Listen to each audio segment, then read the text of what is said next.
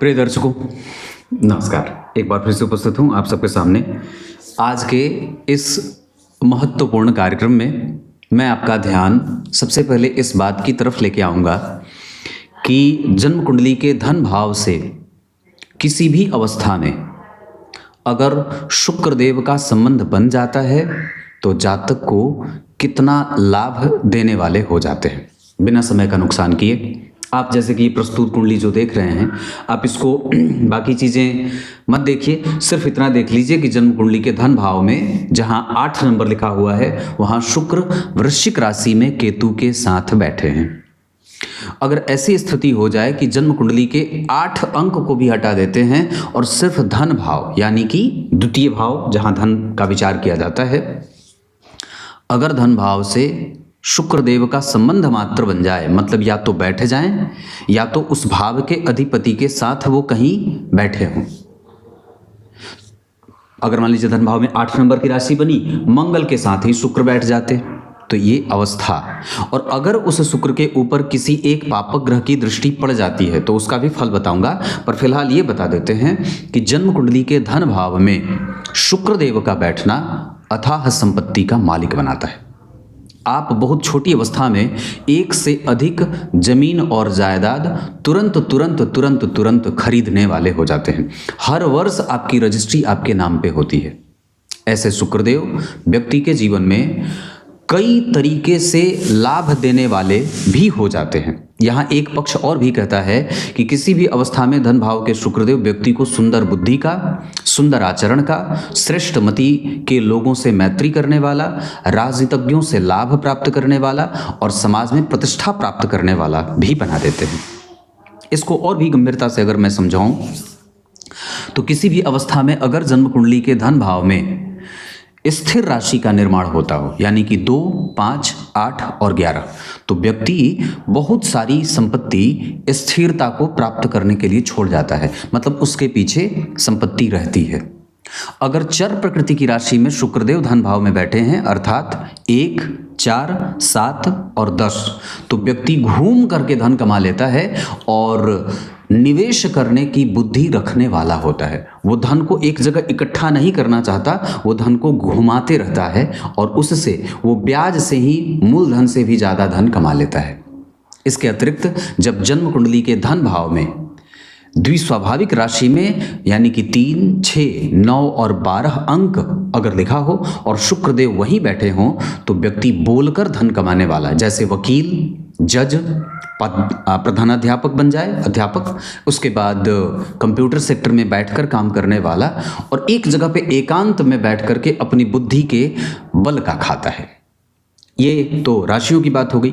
अब ये बात करते हैं कि शुक्र जन्म कुंडली के धन भाव में अगर बैठे हों और उन पर किसी भी एक पापक ग्रह की दृष्टि पड़ जाए या कोई एक अन्य पापक ग्रह बैठ जाए, इसका अर्थ होगा कि व्यक्ति की वाणी अब किसी को भी कष्ट देने वाली हो सकती है। आरंभ में वो बहुत हद तक परिस्थिति को मैनेज करने के लिए आतुर रहता है, परिस्थिति को मैनेज करता है अपने हिसाब से, उसे सहता जाए सह करके काम चला लेता है। लेकिन जब उसके क्रोध की पराकाष्ठा पार होती है तो वो किसी को भी फिर छोड़ने वाला नहीं होता है। मतलब क्योंकि द्वितीय भाव स्वभाव का होता है। जन्म कुंडली के धन भाव पर अगर वहाँ किसी भी अवस्था में पापक ग्रह की राशि, पापक ग्रह की स्थिति बन जाए तो शुक्रदेव व्यक्ति को अत्यंत क्रोधी और हाजिर जवाब प्रकृति का बना देते हैं। तो ये मैंने आप लोगों से शुक्रदेव के क्या कहने का अर्थ है कि अगर द्वितीय भाव पे पापक ग्रह की राशि बढ़ जाए, मतलब पापक ग्रह वहाँ बैठा हो, राशि नहीं पापक ग्रह बैठा हो शुक्र के साथ, तो व्यक्ति के स्वभाव को कई बार ऐसा रूखा व्यवहार करने वाला, लेकिन पहले आरंभ में वो मैनेज बहुत करेगा, बाद में चल करके उसे ऐसा क्रूर बना देते हैं। तो ये आज का सूत्र था जो प्रधानतया जन्म कुंडली के धन भाव के बैठे शुक्र के ऊपर आश्रित था। वैसे शुक्र अगर जन्म कुंडली के धन भाव में होते हैं तो निश्चित रूप से व्यक्ति को बड़ा ही अनुभवी और सारगर्भित बात करने वाला बना देते हैं। आइए अब इनकी कुंडली पे लेके आता हूँ, जहाँ सबसे पहले अगर कार्यक्रम देखेंगे अंतिम तक तो आपके लिए बड़ा विशेष होगा और कुंडली अध्ययन तो वैसे भी देखना चाहिए। इनकी कुंडली का पंचांग जो बना है वो कार्तिक माह में जातक का जन्म हुआ। ऐसे लोग थोड़े दुष्ट प्रकृति के भी हो जाते हैं। कार्तिक का प्रभाव मैंने बहुत पूर्व में भी बताया था। उसमें कई बार व्यक्ति मन मुताबिक अगर काम नहीं होता है तो वो परेशान करने वाला भी हो जाता है। गुरुवार को जन्मे हैं, यहाँ पे स्वभाव में गंभीरता दिखाई देती है। लंबा छरहरा कद काठी का व्यक्ति होता है। कृष्ण पक्ष की अष्टमी तिथि के चंद्रमा पापक होते हैं। इस वजह से व्यक्ति को स्वतंत्र कारोबार में भी कई बार जाते देखा जाता है, या ये भी कह सकते हैं कि व्यक्ति जब तक सरकारी नौकरी या प्राइवेट नौकरी के चक्कर में रहेगा तब तक उसको मानसिक और आर्थिक परेशानी बनी रहती है। जैसे ही वो स्वतंत्र कारोबार की तरफ मूव करता है, क्योंकि यहाँ पे चंद्रमा दशम स्थान में स्वग्रही बैठे हैं और बुध का संबंध जन्म कुंडली के लग्न में उच्च के शनि के साथ विराजमान है, इस वजह से व्यापारिक योग ज़्यादा अच्छा बनेगा। पुष्य नक्षत्र में जो लोग जन्मे होते हैं उन्हें देवगुरु बृहस्पति की पूजा करनी चाहिए। ओम बृहस्पतये नमः इस मंत्र का जप करना चाहिए, और साथ ही साथ कुशा के पौधे की जड़ अपने गले में धारण करना चाहिए। नवग्रह कवच भी धारण किया जा सकता है। ऐसे लोग जो पुष्य नक्षत्र में जन्मे होते हैं उन्हें बहुत ज़्यादा बीमार पड़ते नहीं देखा जाता है, पर जब कभी भी वो बीमार पड़ते हैं तो उन्हें तीव्र ज्वर की परेशानी होती है, और कई बार टीबी, क्षय बीमारी जिसे क्षय रोग कहते हैं, अल्सर, पेट में होने वाली बीमारियां परेशान करती हैं। शरीर में पेट को रक्त सही तरीके से आपूर्ति नहीं होती है, इस वजह से कई बार पेट का विकार उत्पन्न होता है। सिद्ध योग में जन्मा है व्यक्ति, इस वजह से प्रत्येक काम को अंतिम स्वरूप तक पहुंचाना चाहता है। ब्राह्मण वर्ण है और देवगण है, इस आधार पर व्यक्ति के जीवन में सुचरित्रता, बहुत ही व्यर्थ की बातें न करने वाला, बहुत प्रलाप न करने वाला, मोह माया में बहुत ज़्यादा लिप्त न रहने वाला, लेकिन महत्वाकांक्षी होता है। अपने जीवन की सबसे महत्वपूर्ण बात व्यक्ति इस बात को लेकर के बना के रखता है कि उसे कभी किसी के पास हाथ न फैलाना पड़े। वो किसी दूसरे के धन पे जरा भी दृष्टि न डालने वाला और पीठ पीछे किसी की बुराई न करने वाला, बड़ा ही साधु प्रवृत्ति का, संत समाज में सेवित या संत समाजों से प्रतिष्ठा प्राप्त करने वाला, धार्मिक और भगवान का तीव्र अनुयायी होता है। तो ये इनकी कुंडली का पंचांग है जो बहुत अच्छा बना है, लेकिन चंद्रमा थोड़े पापक हैं, इस वजह से हमें थोड़े बहुत नियमित दिनचर्या का पालन भी करना होगा। बात करते हैं तुला लग्न की कुंडली की। ये व्यापारिक कुंडली है। तुला लग्न के लोग कई बार निर्णय सुना देंगे और फिर मुड़कर देखने वाले नहीं होते कि सामने वाले पे उस निर्णय का क्या असर हुआ है। इस वजह से कई बार इन्हें समाज की किरकिरी भी झेलनी पड़ती है। जन्म कुंडली में लग्न में ही सूर्य, बुध और शनि विराजमान हैं। लग्न में सूर्य वैसे भी कारक होते हैं, बुध वैसे भी बलवान हो जाते हैं, उच्च के शनि वैसे भी जन्म कुंडली को न्यायप्रिय, पिता से कभी कभी मतभेद में ले जाने वाला बना देते हैं। हालांकि वहाँ पे लग्न का मान 28 अंश का है। ये व्यक्ति के स्वास्थ्य को और आयु को थोड़ी बहुत रोग से नज़दीक से ले जाने वाला बना रहा है। शनि आत्मकारक ग्रह होंगे। तुला लग्न की कुंडली में चतुर्थ और पंचम भाव के स्वामी होकर के लग्न में विराजमान है। आत्मकारक ग्रह ही जन्म कुंडली का उच्च का है, लेकिन नवांश चक्र में नीच के हो जा रहे हैं, इस वजह से उनका उच्च भंग हो जाएगा। इस कारण से कि नवांश कुंडली के केंद्र में कोई भी ग्रह नहीं होने के कारण कई बार दाम्पत्य में मतभेद या एक विषम परिस्थितियों का निर्माण होते हुए भी, ऐसी स्थितियों का निर्माण होते हुए भी देखा जाता है। वहाँ पे सूर्य भी नीच के हो जा रहे हैं और शनि भी नीच के हो जा रहे हैं, लेकिन विचार करिए तो शनि नीच के उच्च की दृष्टि से, सूर्य नीच के उच्च की दृष्टि से, दोनों एक दूसरे की दृष्टि को देख रहे हैं, एक दूसरे के भावों को देख रहे हैं, एक दूसरे को देख रहे हैं, भावों को नहीं, एक दूसरे को देख रहे हैं। इस वजह से वहाँ पे दोनों का ही नीच भंग बहुत ही अच्छे तरीके वाला हो जाएगा। जबकि दशमांश नवमांसा चक्र में उच्च के गुरु का प्रभाव विवाह को ऊंचाइयां देने का काम करेगा, और नवांश कुंडली के तीसरे भाव में शुक्र, चंद्रमा, मंगल का प्रभाव जो तुला लग्न की कुंडली के लिए छठे भाव के स्वामी होते हैं। मिथुन लग्न की कुंडली के लिए लग्नेश अष्टम भाव में या छठे भाव में वृश्चिक राशि में रोग देते हैं। तो कहने का अर्थ होगा कि दाम्पत्य पे फोकस बढ़ाकर रखने की आवश्यकता होगी ही होगी, नहीं तो कई बार बहुत ही ज़्यादा मतभेदों से भी व्यक्ति को गुजरना पड़ता है। तो ये मैंने इतनी बात कही है। मतलब कुल मिलाकर के विवाह वाला पक्ष थोड़ा कमज़ोर सा मुझे दिखाई दे रहा है, पर इनके प्रश्न मैं आप लोगों को थोड़ा पढ़ के बता देता हूँ। इन्होंने प्रश्न जो पूछा है उसको मैं आपको लोगों के सामने ही बता देता हूँ। जैसे इन्होंने एक प्रश्न पूछा है कि D10 चार्ट का विश्लेषण। जरा ध्यान से देखें तो कर्क लग्न की कुंडली बनती है, गुरु के साथ बैठे हैं चंद्रमा, और नीच के सूर्य यहाँ भी हैं, यहाँ भी सूर्य नीच के हैं, यहाँ भी सूर्य नीच के हैं, यहाँ भी सूर्य नीच के हैं। इस वजह से इस कुंडली में सूर्य नारायण बलवान ग्रह के रूप में प्रतिष्ठित होंगे और इस कुंडली में सूर्य देव का प्रभाव सबसे अच्छा होगा, जो इस कुंडली के धन भाव के स्वामी हैं, दशमांश चक्र के। लग्न कुंडली के लाभेश बलवान हो गए, नवमांश कुंडली के पराक्रमेश बलवान हो गए और दशमांश चक्र के धन भाव के स्वामी बलवान हो गए। तो कुल मिलाकर के यहाँ जो बुध का प्रभाव है, यहाँ जो गुरु चंद्रमा और सूर्य का, यहाँ शनि का मित्र की राशि में, शुक्र का लाभेश होकर धन भाव में जाना, अनुभवों के साथ व्यक्ति को धन आता है। गुरु और चंद्रमा का प्रभाव, मीन राशि के स्वामी गुरु जन्म कुंडली में उच्च के बैठे हैं, व्यक्ति को स्वतंत्र या पिता के कारोबार को आगे बढ़ाने का काम भी मिल जाता है। चलित चक्र में बहुत सारे ग्रह जो हैं अगर बदल रहे हों तो इसका उत्तर मैं आपको एक बार में दे दूं, तो जरा ध्यान से देखें। तो चलित चक्र में जो स्थिति बनेगी, भाव समविभाजन के सिद्धांत के आधार पर गुरु और मंगल यही होंगे।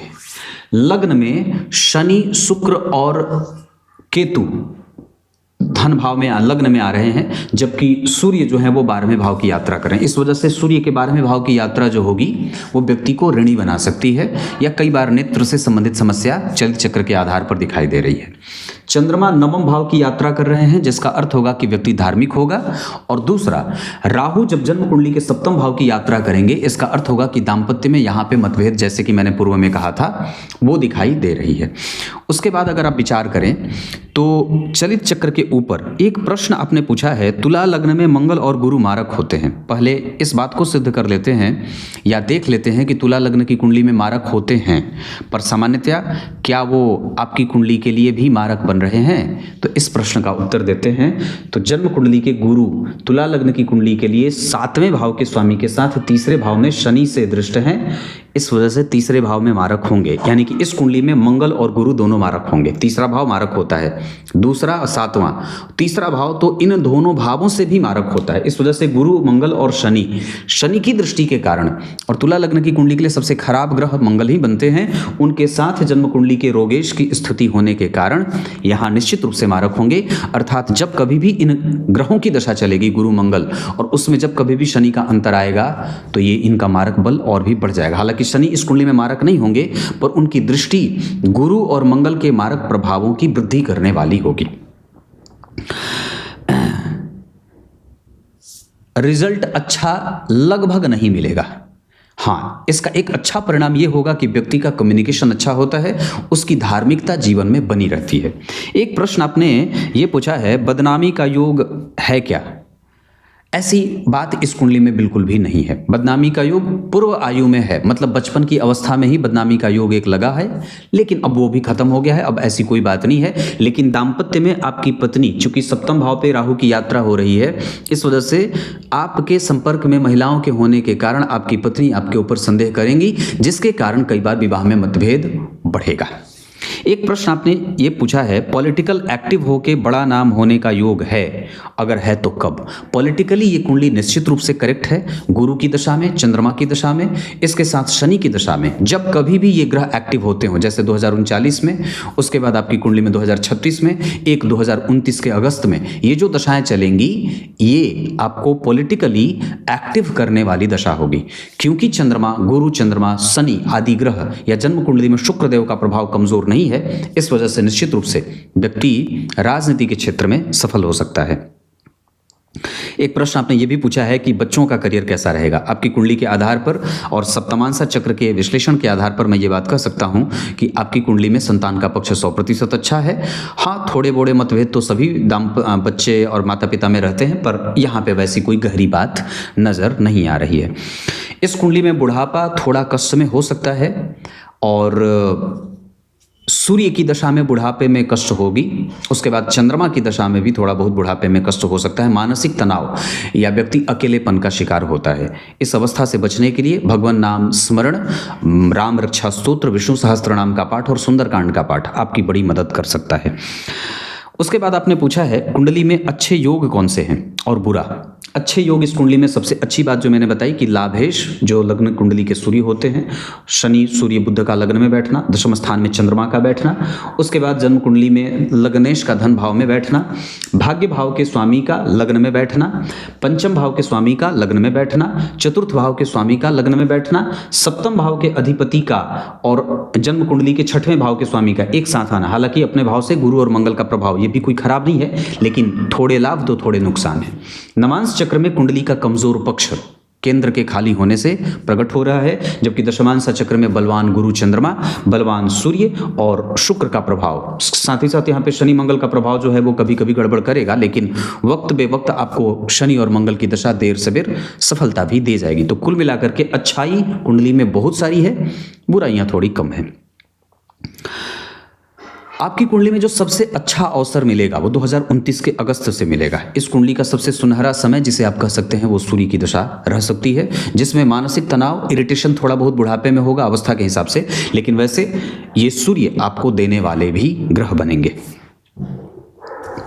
शुक्र की महादशा में क्या क्या मिल सकता है? प्रतिष्ठा, अनुभव, धन और धन इकट्ठा करना। इतना ही नहीं, धन निवेश भी होता है, जैसे संपत्ति के रूप में शुक्र की दशा में धन इकट्ठा होता है। कैश फ्लो नहीं होता, लेकिन जमीन जायदाद, आभूषण वगैरह में शुक्र की दशा का लाभ मिल जाता है। राज्य मंत्री या कैबिनेट मंत्री का योग आपकी कुंडली में है, और वो मैंने पूर्व में बताया। राजनीति में सूर्य सहायता करेंगे, शनि भी, चंद्रमा भी, गुरु भी, ये सारे ग्रह आपकी कुंडली में राजनीतिक क्षेत्रों में लाभ देने वाले बन रहे हैं। पॉलिटिकल करियर 2029 के अगस्त से बहुत अच्छा बनेगा। इस कुंडली में नौकरी करनी चाहिए या बिजनेस, तो आरंभ में आप नौकरी करिए, बाद में सब कुछ छोड़ करके बिजनेस करना सबसे उत्तम रहेगा। भूमि से संबंधित काम, खादान से संबंधित काम, पेट्रोल से संबंधित काम, इंजीनियरिंग से संबंधित काम, माइंस से संबंधित काम और पेट्रोल डीजल मैंने बताया, लोहे से संबंधित काम, इस कुंडली को बहुत सफलता दे सकते हैं। एक प्रश्न आपने ये पूछा है कि हाँ, मैंने उसका बताया कि जब नौकरी कब छोड़नी चाहिए, तो नौकरी छोड़ने का तो बहुत अच्छा जो समय होगा वो आपकी कुंडली में आज से 4 साल बाद 2029 की दशा जब लगेगी सूर्य वाली, उसमें आप नौकरी छोड़ सकते हैं और राजनीति में या व्यापार को उठा सकते हैं। वैसे ये कुंडली जब तक व्यापार नहीं करेगी तब तक मानसिक चिंताओं से ग्रसित रहेगी। कुंडली वैसे बहुत अच्छी बनी है, खास करके मुझे जो सबसे अच्छी बात इस कुंडली में लगी वो दशमांशा चक्र का लगा। नवमांश चक्र मुझे थोड़ा कमजोर दिखाई दे रहा है, लेकिन लग्न कुंडली और दशमांशा कुंडली बहुत अच्छी बन रही है। कुल मिलाकर के आयु अच्छी है, गंभीरता अच्छी है, चिंतन अच्छा है, वाणी थोड़ी कमजोर है या जल्दबाजी में निर्णय लेने का बल व्यक्ति को कमजोर कर सकता है। उसके साथ हमें कम्युनिकेशन भी मुझे बहुत अच्छा दिखाई दे रहा है। आप अपनी पत्नी के नाम पर भी निवेश कर सकते हैं। माता पिता का प्रेम थोड़ा कम मिल रहा है, उनसे मतभेद बिल्कुल भी ना करें। नौकरी और व्यापार में आरंभ में नौकरी, बाद में व्यापार, कंसंट्रेशन पे फोकस करना है। बहुत ज़्यादा सोचवाते हैं राहु, मतलब धन आने से पहले व्यय या धन आ गया तो उसे व्यय कहाँ करूँ, ये भी चिंता व्यक्ति को लगी रहती है। भाग्यशाली होने के लिए ब्राह्मणों का आदर, कोई भी जो है वो कमजोरी वाली बात ना करें, उनका आदर करें, प्रतिष्ठा रखें और ईर्ष्यालु प्रवृत्ति ना पालें। इसके साथ ये कुंडली सामाजिक प्रतिष्ठा में और राजनीति में 100% सफल होने के योग लगा करके बैठी है और प्राप्त करने का योग इस कुंडली में सूर्य बहुत अच्छी स्थिति में जाएंगे। साथ ही साथ ये कुंडली ऋण में नहीं रहेगी, ये कुंडली ऋण से मुक्त रहेगी, क्योंकि 12वें भाव के स्वामी जब कभी भी लग्न में बैठ जाते हैं तो व्यक्ति को ऋण से मुक्त करते हैं। अंक इस कुंडली के लिए 5 और 8 अच्छा रहेगा। रंग चांदी का और सफेद और स्लेटी रंग बहुत अच्छा है। मीन राशि से शत्रुता न करें, कर्क और धनु वालों से शत्रुता न करें, कुंभ और मिथुन वालों से मित्रता करें। धन कमाने के लिए आपकी कुंडली पूरब और उत्तर दिशा की तरफ जा सकती है। कुंडली इतनी सारी पक्षों को लेकर के बहुत मजबूत बनी हुई है, कुंडली में कोई खराब बात नहीं है। शुक्रवार और शनिवार के साथ बुधवार का वार बहुत अच्छा रहेगा। अभी शुक्र की दशा है, अगर हो सके तो एक सफेद पुखराज भी धारण किया जा सकता है। कुल मिलाकर के कुछ इसी तरीके से आज के इस कार्यक्रम का समापन करते हैं। तब तक के लिए बहुत बहुत नमस्कार।